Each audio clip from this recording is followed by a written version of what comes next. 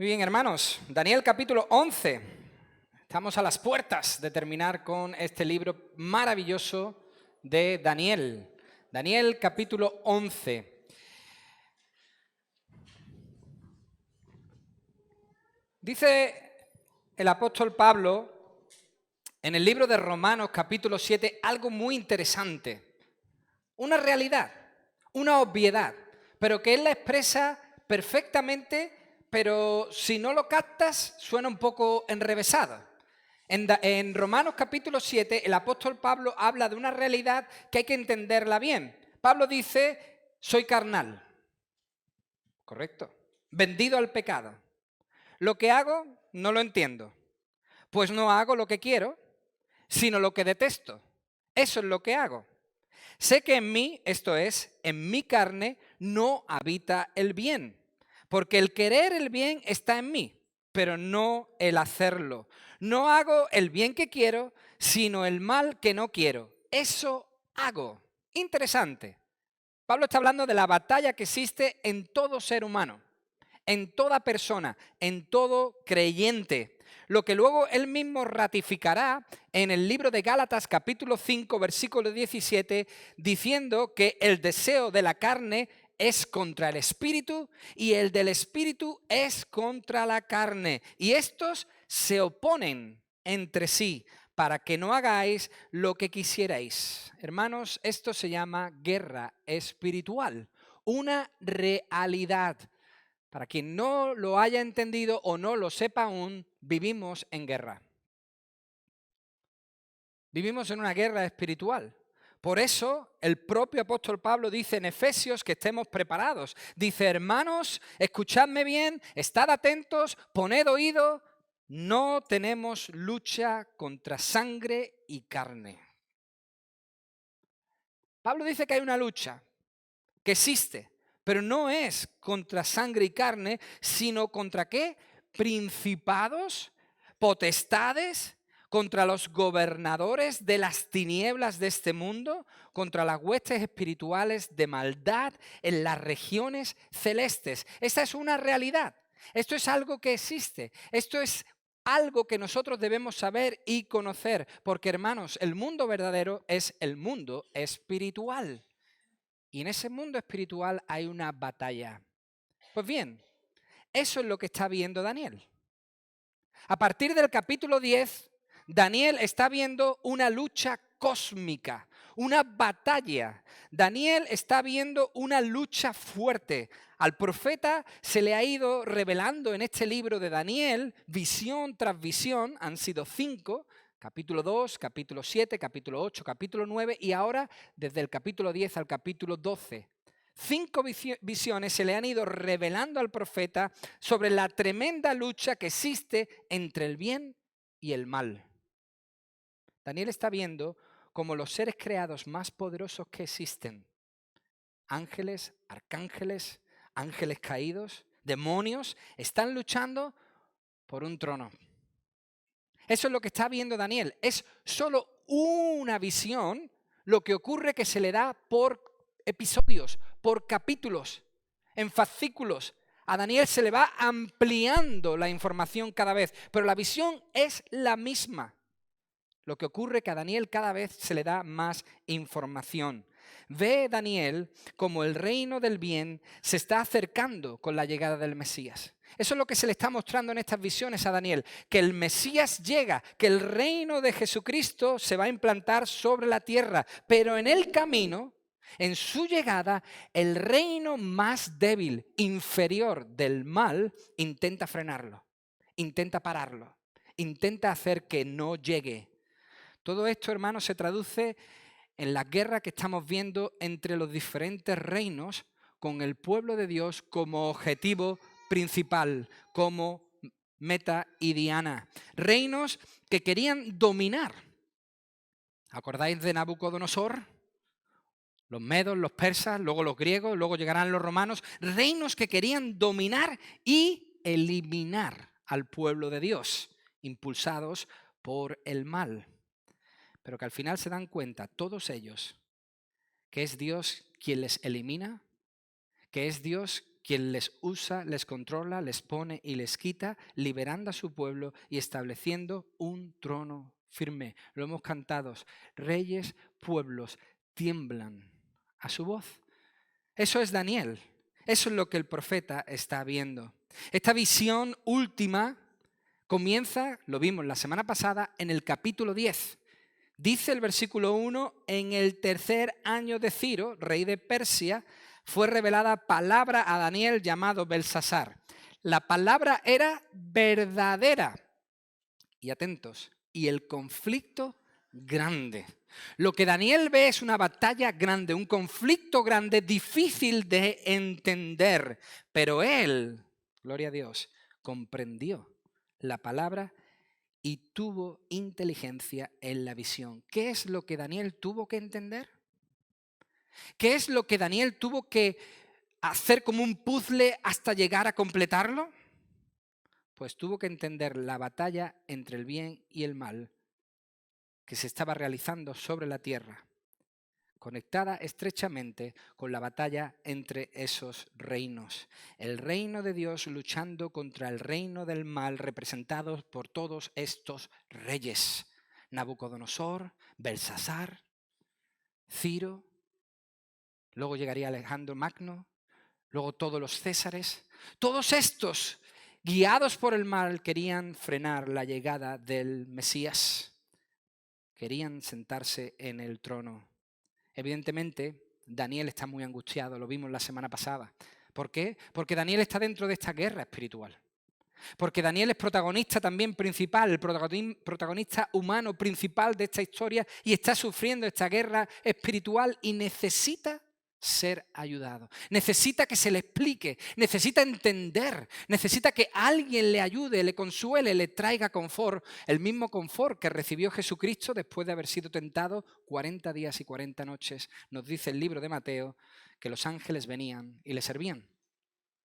El mismo confort que necesitó Jesucristo antes de morir en una cruz, en el huerto de Getsemaní, cuando nos dice la Biblia que tuvieron que venir los ángeles a confortarle y ayudarle.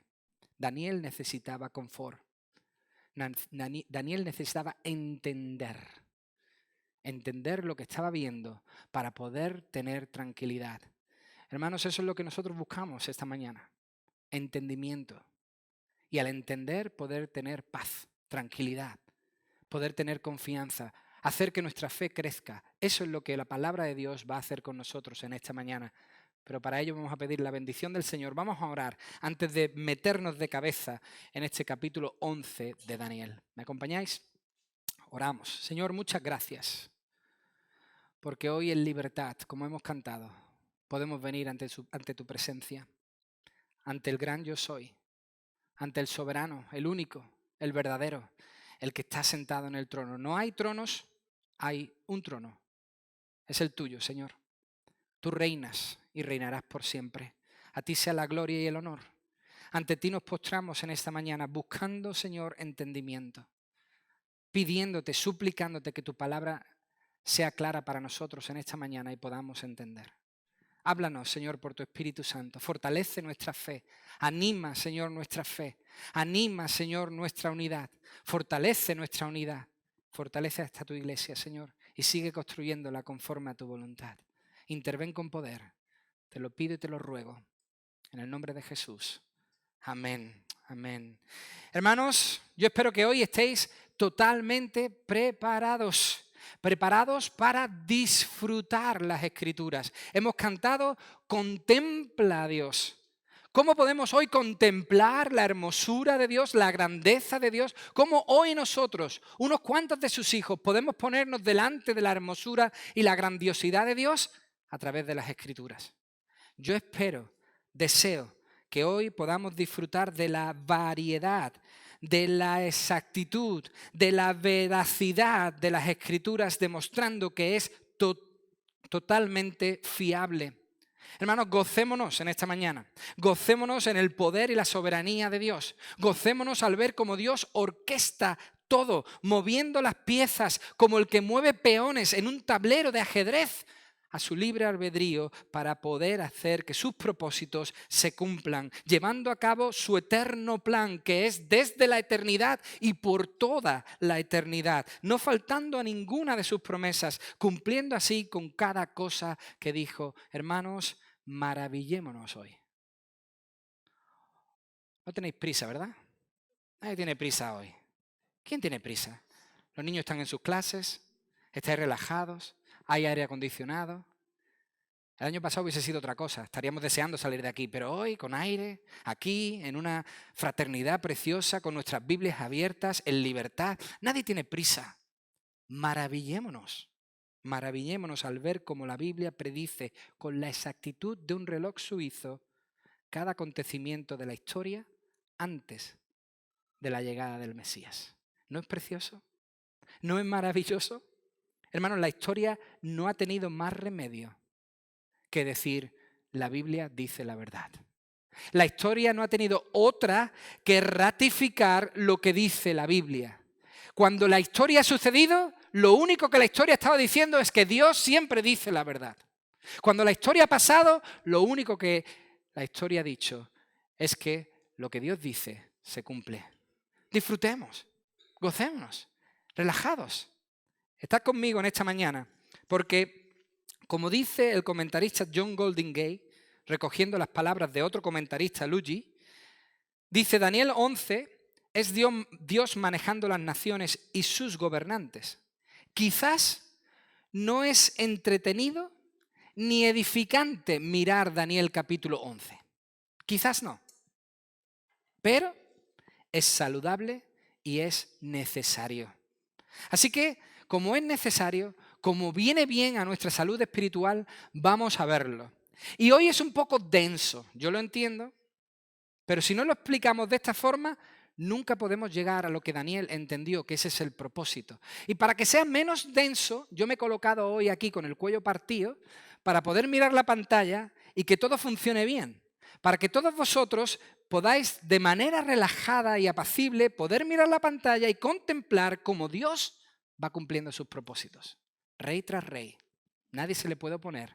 Todos dirigidos y manejados por su voluntad. Así que, estad conmigo, vamos al versículo 2, de ahí vamos a comenzar, Daniel 11:2, y dice la palabra de Dios, ahora yo te mostraré la verdad. Qué bonito.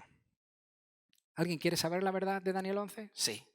Pues el Señor nos la va a mostrar. Ahora te mostraré la verdad. Aún habrá 3 reyes en Persia, y el cuarto se hará de grandes riquezas, más que todos ellos. Al hacerse fuerte con sus riquezas, levantará a todos contra el reino de Grecia. Se levantará luego un rey valiente, que dominará con gran poder y hará su voluntad. Esta frase es importantísima. Pero cuando se haya levantado, su reino será quebrantado y repartido hacia los 4 vientos del cielo, pero no será para sus descendientes, ni según el dominio con el que él dominó, porque su reino quedará deshecho y será para otros aparte de ellos. El rey del sur será fuerte, pero uno de sus príncipes, será más fuerte que él. Será poderoso y su dominio será grande. Al cabo de años, o de algunos años, harán alianza. Y la hija del rey del sur vendrá al rey del norte para hacer la paz. Pero ella no podrá retener la fuerza de su brazo, ni él ni su brazo permanecerán, porque ella será entregada a la muerte. Y también los que habían traído, o mejor dicho, los que la habían traído, y su hijo, y los que estaban de parte de ella en aquel tiempo. Fijaos, hermanos, a Daniel se le va ampliando la información. Y lo que nosotros no podemos hacer como cristianos en el siglo XXI es tomar esta información y colocarla en el futuro. Nosotros no podemos hacer eso. Porque la Biblia claramente está hablando acerca del tiempo cercano a Daniel. Está hablando de reyes persas y de Grecia. Por lo tanto, no podemos colocar esto en nuestro futuro, sino en el futuro de Daniel. No es algo que va a pasar. Esto que estamos leyendo y que vamos a seguir leyendo no es algo que está por venir, sino que ya ha ocurrido, ya ha pasado. Para Daniel era futuro, para nosotros es pasado. Dice aquí que se le muestra a Daniel la transición del reino medo-persa al reino griego. Él estaba con los persas, pero iban a llegar los griegos. Y dice, 4 fueron los reyes medos. La historia nos dice que fueron Cambises, Esmerdis, Darío I y, muy importante, Jerjes I. Este último, dice el versículo 2, fue el más fuerte, el que adquirió más riquezas, el que tuvo más poder. Pues bien, contra este reino vendrán los griegos, versículo 2, con un gran rey valiente, dice el versículo 3. Todos sabemos que ese rey es Alejandro Magno. Y aunque, como todos sabemos, Alejandro moriría pronto, Alejandro Magno no reinó más de una década, 4 de sus generales tomarían el control después de su muerte. Él lo quiso repartir entre sus hijos, pero como los problemas internos eran tan graves, al final 4 de sus generales tomaron el control, dice el versículo 4. Pues bien, ahora Daniel ve como Grecia, ¿os acordáis? El cinturón o la cintura de bronce en la estatua que levantó Nabucodonosor en su sueño. Ahora ve Daniel como esa cintura de bronce, Grecia toma el control. Y dice que hace según su voluntad. Eso significa que puede hacer lo que quiera. Tanto es su dominio, el de Alejandro Magno, sobre la tierra, que podía hacer todo lo que quisiese. El hombre más fuerte, más poderoso de toda la tierra en ese momento.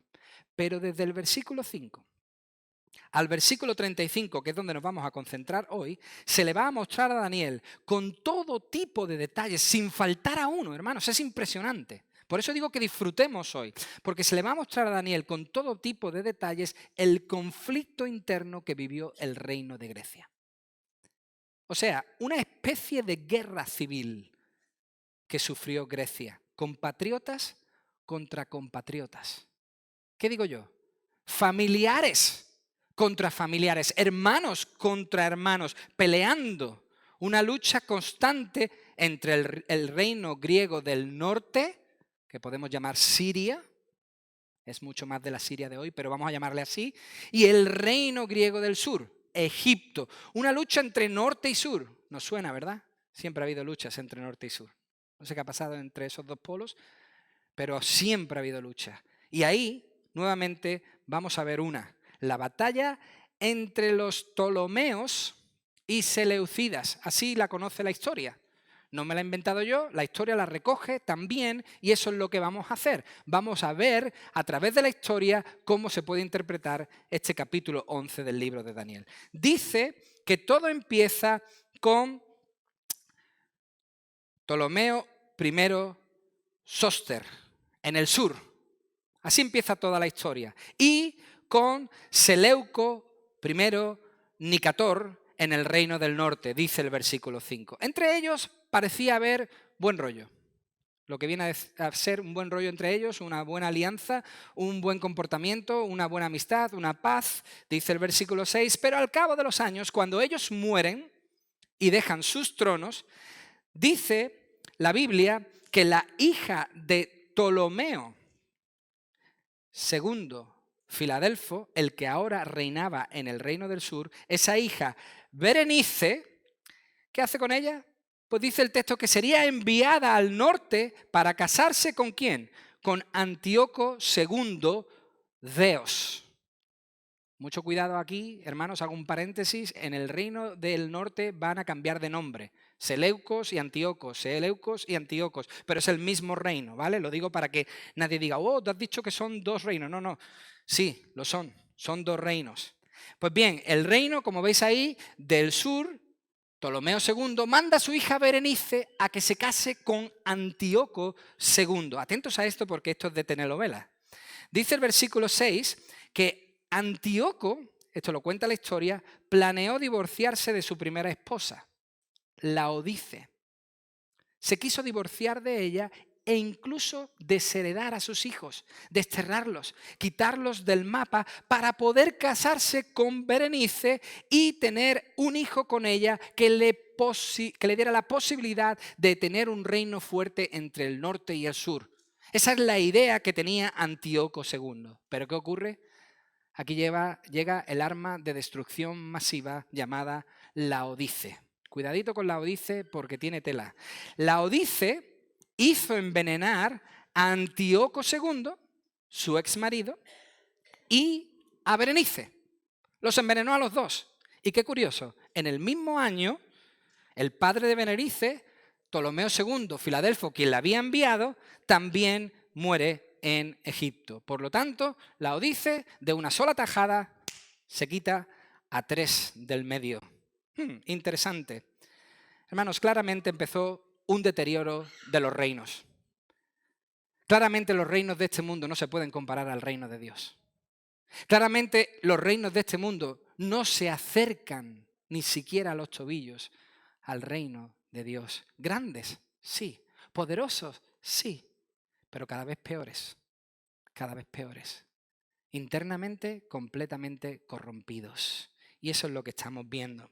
Cómo este manda a su hija, la exmujer de uno los envenena a los dos y muere el del sur. Pero, dice el versículo 7, seguid la historia conmigo, pero un renuevo de sus raíces se levantará sobre su trono. O sea, el hermano de Berenice, el hijo de Ptolomeo II Filadelfo, que en este caso era Ptolomeo III Evérgetes, vendrá con un ejército, dice el versículo 7, contra el rey del norte. O sea, contra Laodice y contra su hijo Seleuco II. Eso es lo que va a ocurrir. Y dice que entrarán en las fortalezas. Este Ptolomeo querrá atacar a Seleuco II y entrará en la fortaleza, esto es Antioquía, y hará con ellos como le dé la gana y predominará. Esto lo hizo en represalia por la muerte de su hermana. Él se enteró que su hermana fue envenenada, subió arriba y quiso luchar contra Seleuco II. Y en la lucha, dice el texto, que conquistó la capital, esto es Antioquía. Versículo 8, y aún a los dioses de ellos, sus imágenes fundidas y sus objetos preciosos de plata y de oro, llevará consigo, se los llevará a Egipto y durante años se mantendrá él, Ptolomeo III, contra el rey del norte. Así que el rey del norte, Seleuco II, entrará en el reino del sur y no tendrá más remedio que volver a casa. Versículo 10. Sigue la historia. Dice, pero los hijos de aquel, los hijos de Seleuco II, ¿quiénes son esos hijos? Pues son Seleuco III Cerauno, y atentos a este, y Antíoco III el Grande. Los dos hijos de Seleuco II se airarán y reunirán multitud de grandes ejércitos, porque su padre había sido derrotado. Vendrá uno de ellos, esto es Antíoco III, apresuradamente, inundará y pasará adelante. Luego volverá y llevará la guerra hasta la fortaleza, hasta Gaza. Versículo 11. Pero se enfurecerá el rey del sur. En este caso, el rey del sur ya era otro. Este era Ptolomeo IV Filopator. Y saldrá y peleará contra el rey del norte, contra Antíoco III el Grande. Este, Antíoco III, pondrá en campaña una gran multitud, pero toda esa multitud será entregada en manos de aquel, en manos de Ptolomeo IV. Al llevarse él la multitud, Ptolomeo IV, ¿qué hace? Cuidado con esto, hermanos. Se elevará su corazón y derribará a muchos millares, pero no prevalecerá. ¿Por qué? Porque este es el principio, el comienzo de la decadencia del poder de los reyes ptolemaicos. Es así siempre. El principio del fin es cuando el corazón del hombre se enorgullece. Ese es el principio del fin. Cuando el hombre cree que puede vivir sin Dios y voluntariamente decide hacerlo. Ese es el principio del fin, cuando el hombre dice, hay Dios, pero vivo sin Él. Ese es el principio del fin, en este caso para los reyes. Dice el versículo 12 que su corazón se elevó, se enorgulleció y por eso no prevalecerá. Versículo 13, el rey del norte, Antíoco III, había perdido, pero dice, volverá a poner en campaña una multitud mayor que la primera y al cabo de algunos años vendrá rápidamente con gran ejército y muchas riquezas. Versículo 14. En aquellos tiempos se levantarán muchos contra el rey del sur, contra Ptolomeo V, en este caso Epífanes, el cuarto ya había muerto, Y entonces el sur aprovecha para levantarse contra Ptolomeo V Epífanes. Hombres, le dice el ángel a Daniel, hombres turbulentos de tu pueblo se levantarán. Esto es muy interesante, porque el ángel le dice, hombres judíos, tu pueblo. Hermanos, aquí es donde vemos que el pueblo de Dios cobra protagonismo. Aquí es donde el pueblo de Dios aparece. Y el ángel le dice a Daniel, hey, tu pueblo se va a levantar. Evidentemente, Palestina estaba bajo el dominio de los Ptolomeos. Estaba subyugada bajo los Ptolomeos. Y sabemos, porque así lo dice la historia, que una rebelión de muchos judíos intentó derrocar al gobierno tolemaico. Los judíos quisieron enfrentarse por su cuenta. ¿Pero qué ocurre? Lo hicieron para cumplir la visión. ¿Qué visión? ¿Cuándo se le dio esta visión? Hermanos, aparentemente esto fue una profecía falsa. Ellos escucharon una profecía falsa y les dio alas, les dio impulso. Alguien debió decir, hey, si nos enfrentamos nosotros con nuestras armas a los Ptolomeos, les vamos a derrotar. Pero no fue así. Dice el versículo que caerán. Y efectivamente, en este intento los judíos fueron derrotados por el general tolemaico Escopas. Qué curioso, el pueblo confiaba más en sí mismo que en Dios. Confiaba más en su discernimiento que en el propio Señor. El Señor le había dicho, yo pelearé por vosotros, solo vosotros tenéis que seguir mi pacto. Y el pueblo dice, no me gusta esta estrategia, nosotros vamos a pelear por nosotros mismos. Y así caían una y otra vez. Versículo 15. Vendrá pues el rey del norte, al ver que hay un alboroto en el sur, Antíoco III el Grande levantará baluartes y tomará la ciudad fuerte, Cesarea de Filipo. Qué interesante, Israel siempre estaba en medio de esta batalla, entre norte y sur. Era el objetivo, efectivamente. Y las fuerzas del sur no podrán sostenerse, ni sus tropas escogidas, porque no habrá fuerzas para resistir. El que vendrá, Antíoco III el Grande, contra Ptolomeo V Epífanes y el general tolemaico Escopas, hará su voluntad. Otra vez. Otro Antíoco que hace su voluntad. Esto quiere decir que pudo hacer lo que quiso. Hará su voluntad y no habrá quien le pueda enfrentar. Permanecerá, atentos a esto, en la tierra gloriosa, en Israel, que será consumida bajo su poder. Hermanos, estos iban a ser momentos muy difíciles para el pueblo de Dios, momentos muy complicados. Serían consumidos bajo estos reyes. Dice el versículo 17 que Antíoco III el Grande afirmará luego su trono para venir con el poder de todo su reino. Hará convenios con aquel. Y qué curioso, repite la historia. Le dará una hija por mujer para destruirlo, pero no permanecerá ni tendrá éxito. Expliquemos esto.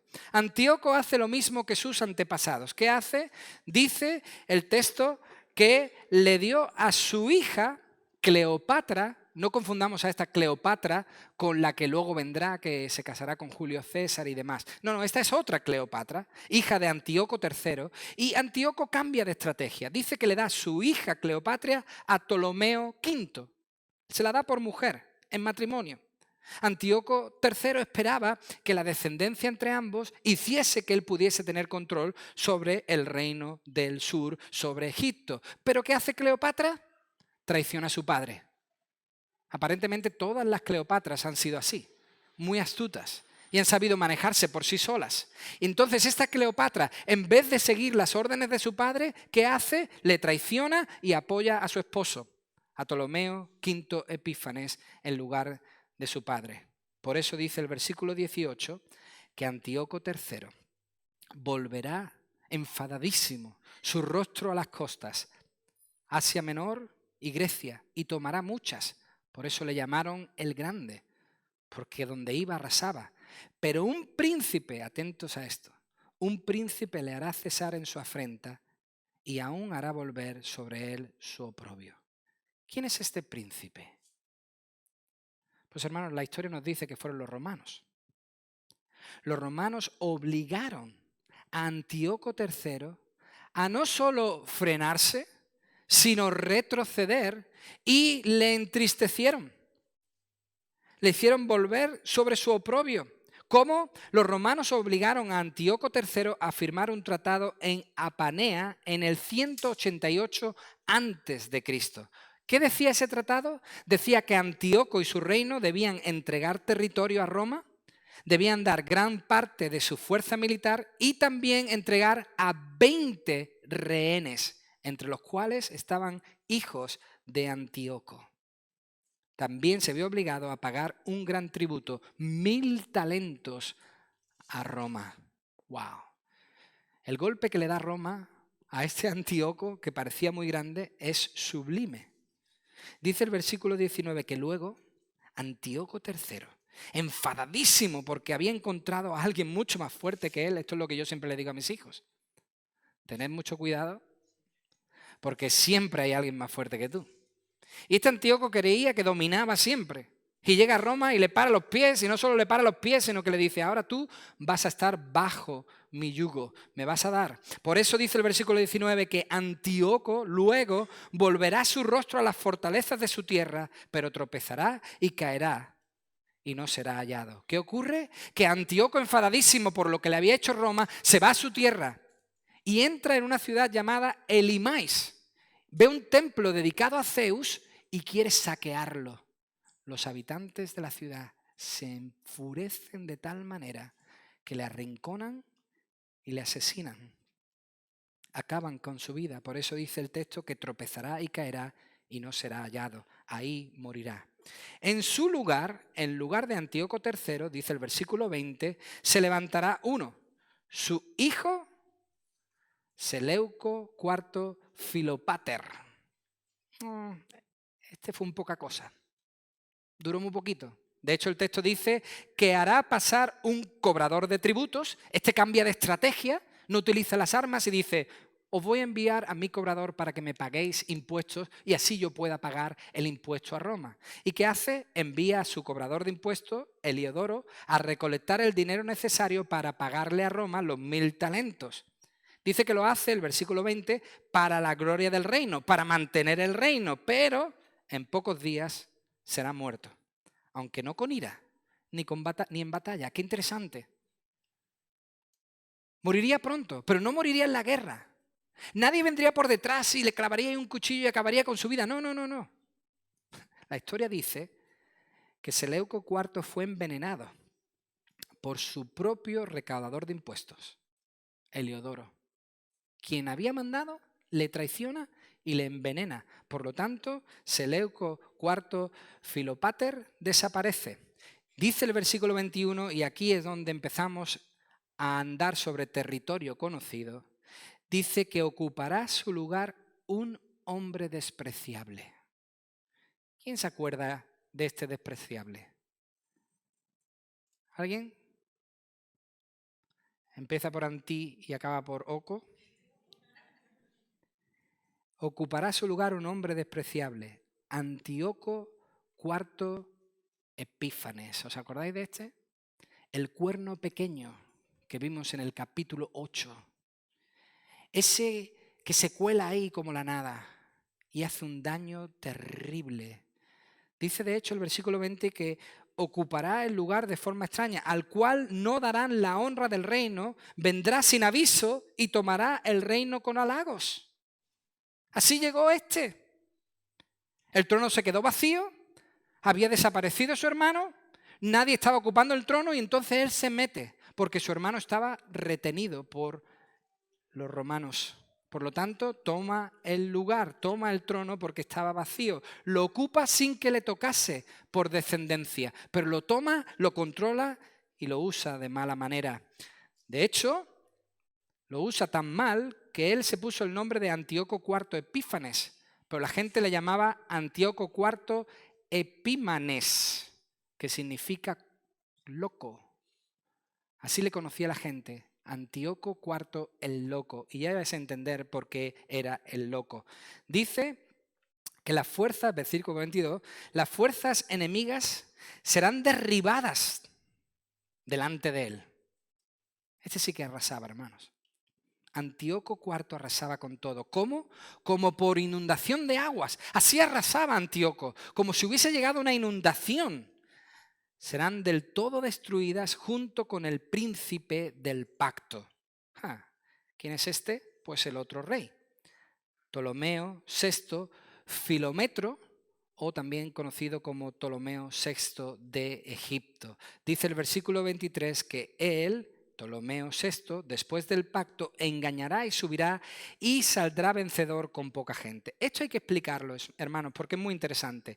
Ptolomeo VI estaba en Egipto y se enfrentó con este Antíoco IV el Loco o Epífanes. Se enfrentó con él, pero dice el versículo 22 que fue derrotado y retenido como rehén. Así que, ¡pum!, pierde. ¿Qué ocurre? Que más tarde, al haber perdido, Ptolomeo VI hizo una alianza, un pacto con este Antíoco. Dice, tú me has vencido, pero vamos a llegar a un acuerdo. ¿Por qué? Porque él quería recuperar su trono, el trono que había tomado en ese entonces su hermano Ptolomeo VIII Evérgetes. Él estaba prisionero en el norte y dice, hey, vamos a llegar tú y yo a un acuerdo y acabamos con mi hermano Ptolomeo VIII Evérgetes, que había tomado el trono mientras su hermano estaba preso en Siria. Esto funcionó. Este pacto y esta estrategia funcionó. Y Ptolomeo VI recuperó su trono. Pero tiempo después, dice la historia, que Ptolomeo rompió este pacto con Antíoco IV y se unió con su hermano Ptolomeo VIII para obligar a Antíoco a salir corriendo de Egipto. Por eso dice el versículo 23 que saldrá vencedor con poca gente. Este es el juego a tres bandas que hizo este Ptolomeo VI. Pierde, se va con él, hace un pacto, se va a intentar destruir a su hermano, pero llega a un pacto con su hermano y ahora se enfrenta con Antíoco IV, quien es derrotado. Hasta aquí las transparencias. Hasta aquí vamos a llegar con las fotografías y el resto lo vamos a resumir rápidamente porque lo que vemos es la venganza. Dice el versículo 24 que estando la provincia en paz y en abundancia, entrará y hará lo que no hicieron sus padres ni los padres de sus padres. Botín, despojos y riqueza repartirá entre sus soldados y contra las fortalezas formará designios. Esto por un tiempo. Antíoco IV, enfadadísimo por esa traición, ¿qué hace? Tomó represalias y saqueó algunas de las partes más ricas del territorio de Egipto, del territorio del sur, y no se las quedó, sino que las repartió entre sus soldados.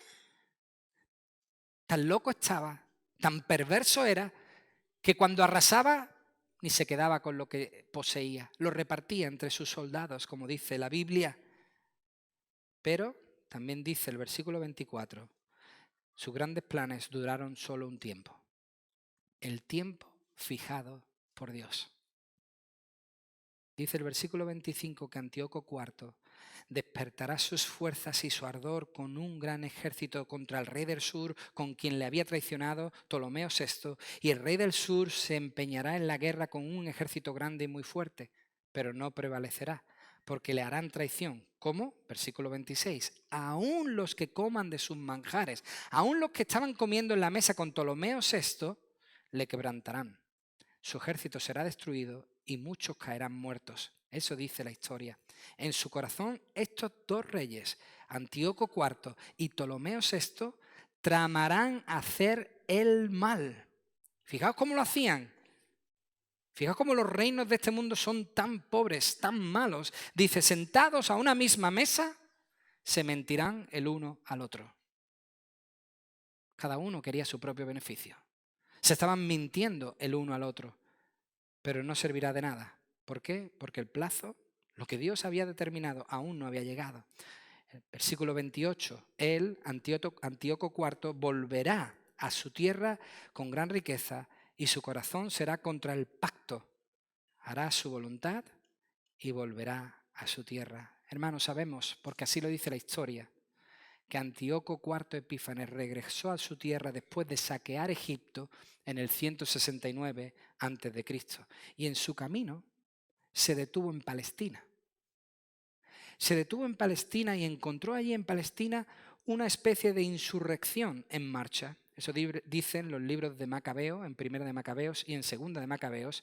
Y aquí quiero hacer una aclaratoria para aquellos que digan, ay, ¿por qué Macabeo esto que es Macabeo? Bueno, nosotros no consideramos los libros de Macabeos como inspiración divina, pero sí son fiables a la hora de recoger la historia y la recogen perfectamente. Por eso nos apoyamos en ellos, porque estos libros recogen cómo este Antíoco se detuvo en Palestina, se encontró con esta revuelta y ¿qué hizo? Trató sin piedad a los judíos. No dejó piedra sobre piedra. No solo eso, sino que fue contra el pacto sagrado. Mató a 80.000 hombres. Se dice pronto, ¿eh? 80.000 hombres, mujeres y niños, nos dice Segunda de Macabeos. Saqueó el templo. De tal forma que los judíos se enfurecieron tanto por la brutalidad de este gobernante que comenzaron la revuelta conocida como la revuelta de los Macabeos. Versículo 29. Al tiempo señalado, nuevamente el tiempo señalado por Dios, o sea, en el 168 a.C., Antíoco volverá al sur. Otra vez quiere ir a Egipto. Pero la última venida, esto es muy interesante, no será como la primera. Se le había acabado el juego a este Antíoco. ¿Por qué? Versículo 30. Porque vendrán contra él naves de Quitín y él se contristará y retrocederá. ¿Quiénes son estas naves de Quitín que frenan a este Antíoco? Los romanos. Otra vez llegan los romanos. Los romanos habían unido las fuerzas sin que él lo supiera con los Ptolomeos. Entonces Antíoco IV ya no era enemigo para los Ptolomeos y mucho menos enemigo para Roma. De hecho, la historia nos dice, y esto es muy interesante el detalle, para que nosotros entendamos que el reino de Roma ya estaba siendo un reino grande, dice que un general romano se reunió con Antíoco IV cara a cara. Este general romano se llamaba Cayo Popilio Lenas. Y en la conversación Cayo terminó así. Tomó una rama e hizo un círculo alrededor de Antíoco. Y le dijo, Antíoco, esto es lo último que te voy a decir. Antes de salir del círculo, tienes que decidir qué vas a hacer.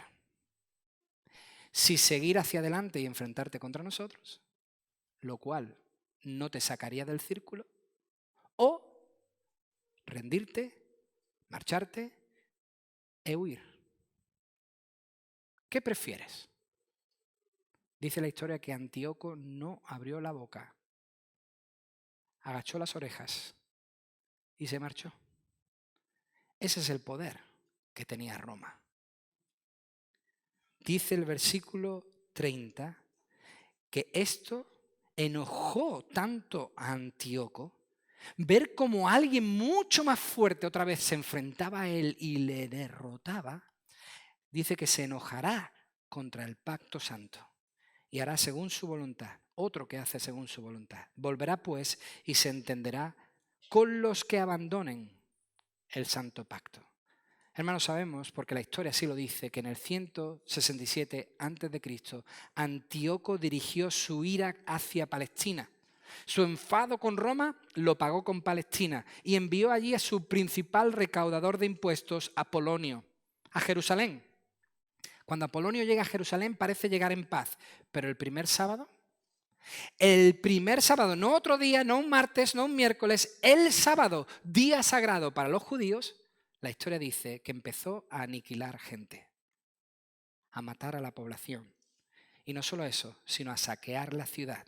Y también premió, elevó a aquellos judíos que apoyasen sus políticas, ganándose así el favor hasta de los sacerdotes judíos. Versículo 31. Se levantarán sus tropas, que profanarán el santuario y la fortaleza, quitarán el sacrificio continuo y pondrán la abominación desoladora. Esto es horrible. En el año 167 a.C., las fuerzas seleucidas regresaron para acabar con toda práctica religiosa judía. Dice que entraron en el templo y detuvieron el holocausto regular, la adoración continua, la frenaron, la quitaron, la apagaron. Sabemos el día exacto que lo hicieron, el día 15 de Chislev. Yo no sabía lo que era Chislev, tranquilos. Es diciembre. El día 15 de diciembre del año 167 a.C., dice Primera de Macabeos, estos quitaron la adoración continua, pusieron una estatua dentro del templo de Dios, una estatua dedicada al dios Zeus, y poco después empezaron a ofrecer sacrificios con animales impuros, muy probablemente con cerdos. Un animal completamente detestado por el pueblo judío. Fijaos qué aberración. Acabaron con las personas, entraron en el templo, borraron el nombre de Dios por completo, el templo que Dios había dicho que era el templo donde Él iba a depositar toda su gloria, el templo que iba a mostrar a la humanidad entera que a través del sacrificio es como se llega a Dios, el templo dedicado al Señor iba a ser exterminado. Quitaron el nombre de Dios, pusieron el nombre de Zeus y empezaron a adorarles con animales impuros. Una aberración tremenda. Y dice el versículo 32, qué interesante. Con lisonjas seducirá este Antíoco a los violadores del pacto. Pero el pueblo que conoce a su Dios se esforzará y actuará. Hermanos, la adulación de Antíoco invitó a algunos a abandonar el pacto. Algunos judíos abandonaron el pacto con Dios. Pero los que conocían de verdad a Dios, los que verdaderamente habían conocido al Señor, permanecieron a su lado. No abandonaron la ley ni la adoración, aunque les costase la vida. De hecho, muchos judíos murieron. Pero es que es así. En el tiempo de la prueba, los que pertenecen a Dios y conocen a Dios de verdad permanecen. Los que no, abandonan. Siempre ha sido así, aún hasta el día de hoy. El pueblo que conoce a su Dios es el pueblo que persevera, que continúa sin importar lo que tenga por delante. Algunos judíos comenzaron la revuelta macabea. Estos fueron Matatías el sacerdote y 5 de sus hijos. Y gloria a Dios, la revuelta tuvo buen resultado. Pues 3 años después, en el 164 a.C., otra vez el templo se dedicó a Dios. Se quitó esa aberración y el templo fue dedicado nuevamente al Señor, nos dice Primera de Macabeos, capítulo 4. Versículo 33, los sabios del pueblo instruirán a muchos, pero durante algunos días caerán a espada y a fuego, en cautividad y despojo. Por eso es importante que ellos entendiesen la visión. Por eso es importante, porque en el momento oportuno, los que la habían entendido, los sabios dirán, esto fue lo que dijo Daniel. Debemos permanecer, Dios está al control. Sí, esto está ocurriendo como Dios dijo, pero también Dios ha dicho que los que permanezcan fieles van a continuar, van a avanzar. Por eso era importante que la gente entendiese estas palabras. Por eso es importante que nosotros entendamos estas palabras, porque en el momento oportuno son de mucha ayuda.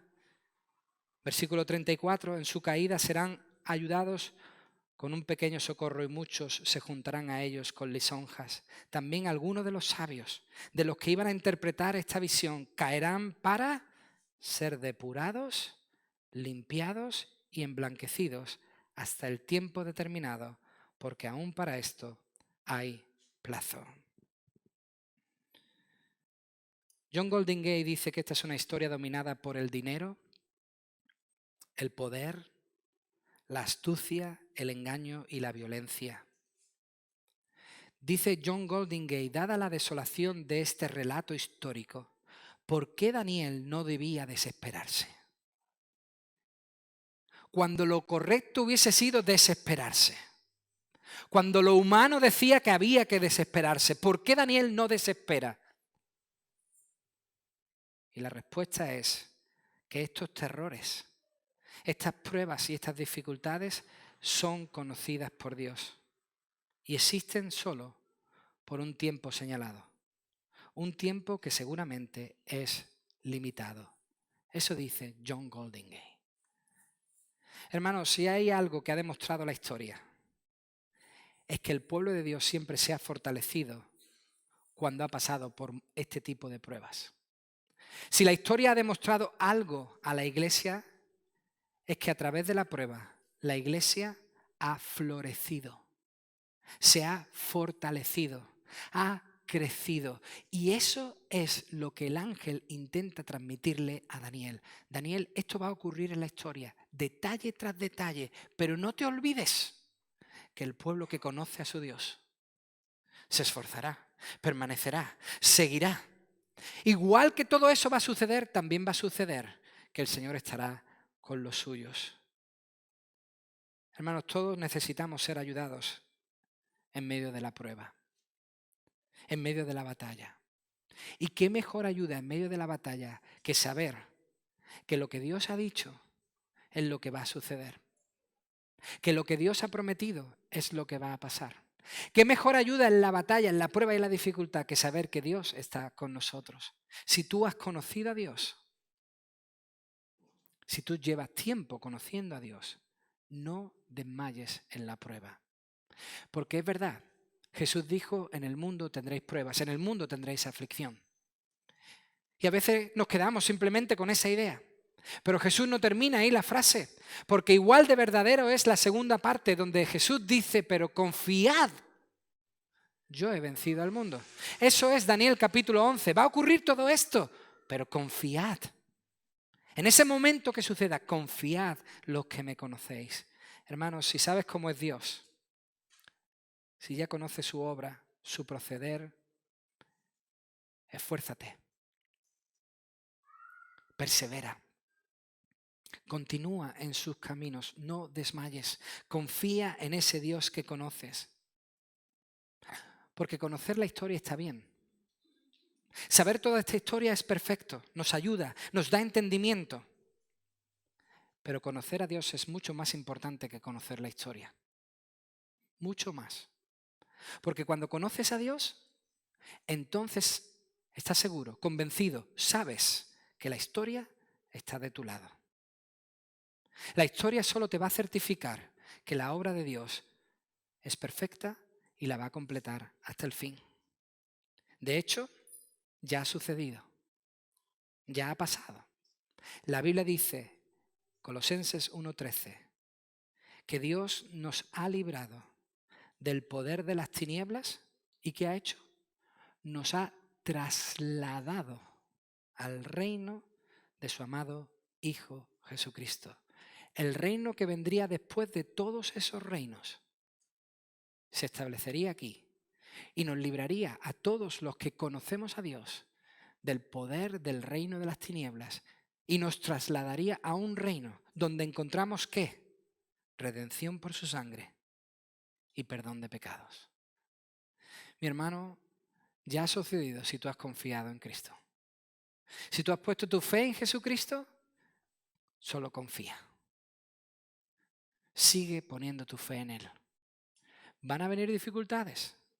El Señor no lo niega, pero de todas ellas, dice la Biblia, nos librará el Señor. Si tú estás pasando por un tipo de prueba y dificultad, personal, familiar, laboral, solo confía. Dios es el mismo ayer, hoy y siempre. Pon tu esperanza, renueva tu esperanza en el día de hoy y di, sí, la prueba es certera, tan cierta como que Dios está conmigo. Vamos a orar. Señor, muchísimas gracias. Muchísimas gracias te doy por tu palabra que es perfecta. No tiene error, no tiene fallo. Todo lo que le dijiste a Daniel se cumplió en los años. Todo lo que le comunicaste a Daniel sucedió tal y como tú lo dijiste.